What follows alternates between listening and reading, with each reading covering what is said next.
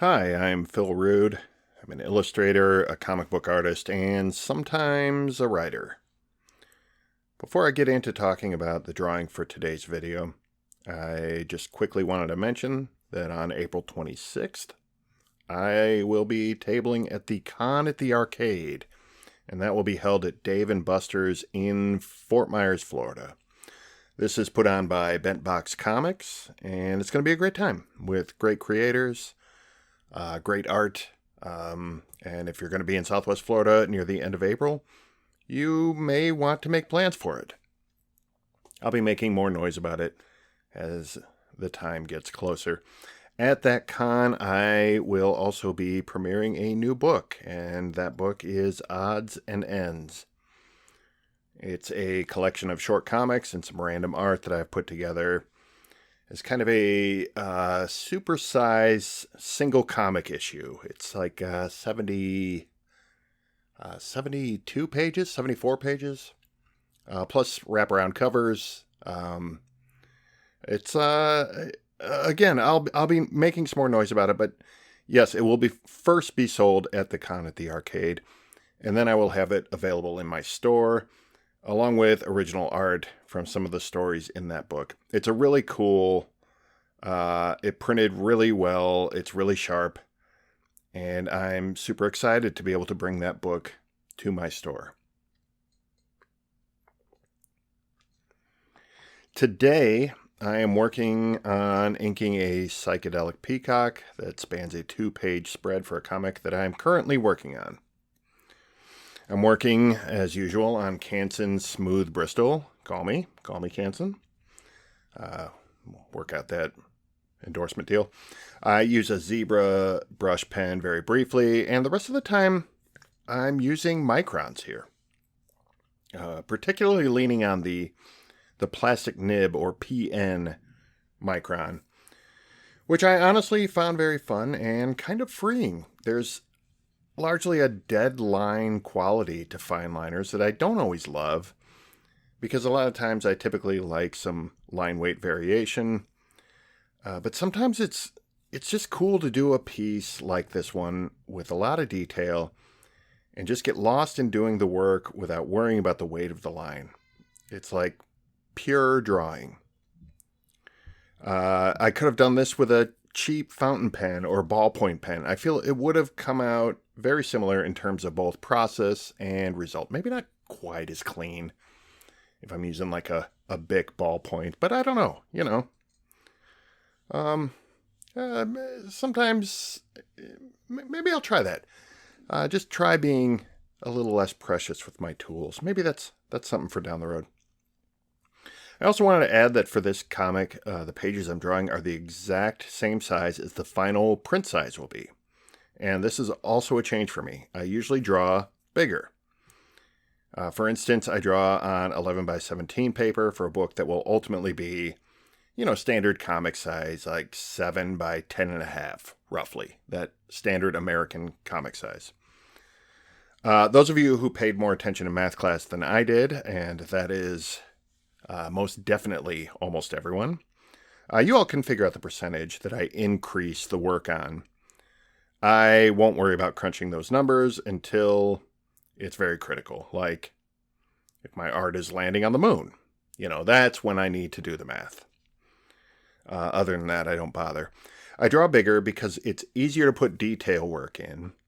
And also that when my hand is not super steady, or there's a small mistake or a bigger mistake that needs fixing, a lot of that is less apparent once you shrink it down to reproduction size.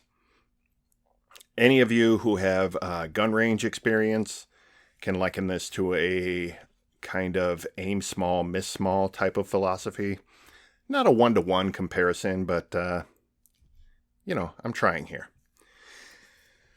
Anyway, this comic I'm finding kind of fun and unique to draw at this size. There's not a lot of room for fine detail, but that also lets me know exactly how much drawing is necessary to get the point across in the final product. It's becoming an exercise in drawing with less of a perfection mindset. Things are a tad bit sketchier, and not to the level of gotta fill the page with detailed everything. The process is simpler. It's quicker in some regards, which is also helped by the fact that I'm laying this out as spreads. So I'm basically drawing 2 pages at a time. I feel like it's almost like a refined sketchbook mindset that I'm working in. It's cool. I'm really enjoying it. And again, it kind of streamlines things. It makes the work faster. But it also fits in with how I wanted to lay out the book. And also, it kind of influences how I'm laying out the book.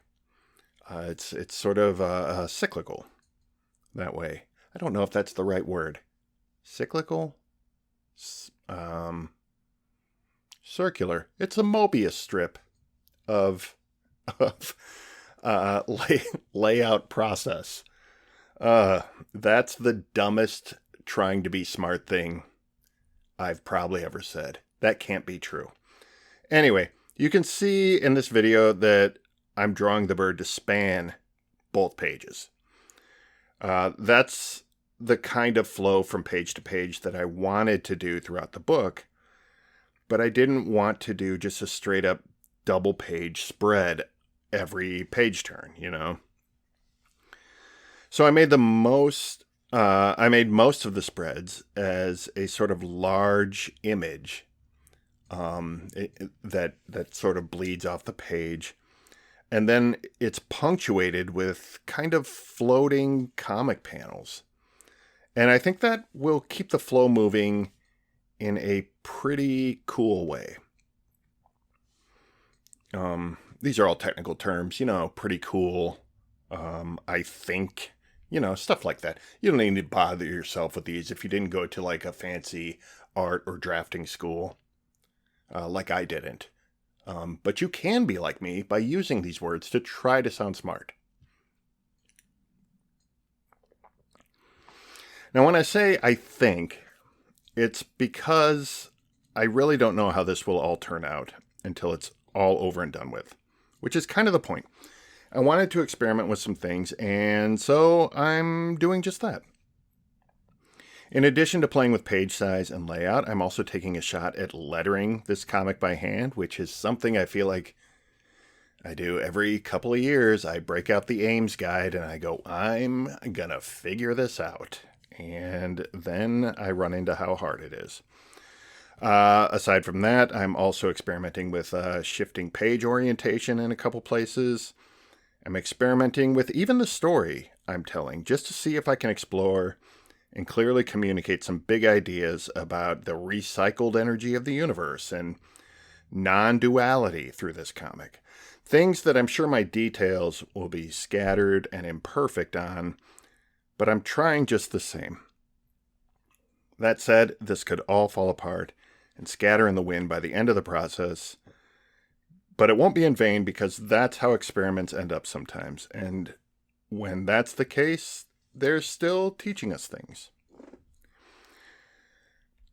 I do want to apologize at this point if I'm being a bit too self-indulgent in talking about my work in progress here, instead of ranting about video stores and content and whatnot that I'm usually going off on. A few weeks ago, my son Austin, and I went to the Alliance for the Arts in Fort Myers to hear a panel discussion about AI and how it relates to art. And I've tried since then to say something about my takeaways from that. I've been trying to write a script that would sort of encapsulate all my thoughts on what I walked away from that panel with. And it would be easy for me to sit here and say, AI art bad, human art good. But that's been said. I could rail against the copyright infringement and the non-consensual exploitation of artists. I could give the same arguments that I and many others have given again and again, and maybe someday I will. Maybe someday I'll do a bigger AI discussion, because I think there's a lot of things to talk about there, even if I can't get my head around them right now. But for right now, I decided the best thing I could do is to talk about the comic I'm making, the way I'm making it, what I'm trying to say, and why I'm doing all of those things. And I can just stress that this is what making art as a human being is. It's exploring techniques and questions and doing it with the skill set you've built from disciplined practice, knowing full well that it may not work and you may have nothing coherent to show for it. But you try anyway. Because that's what it means to have humanity and put it into your work. That's the difference between the art people craft and the soulless image that a machine shits out because it's been programmed to mimic humanity. That's the difference that should keep us creating. Be human, be undeniable. That's going to do it for me this time. Please subscribe to my channel so you don't miss a video, and go to philrootart.com and see what I've got going on over there. Until we meet again, take care of yourselves.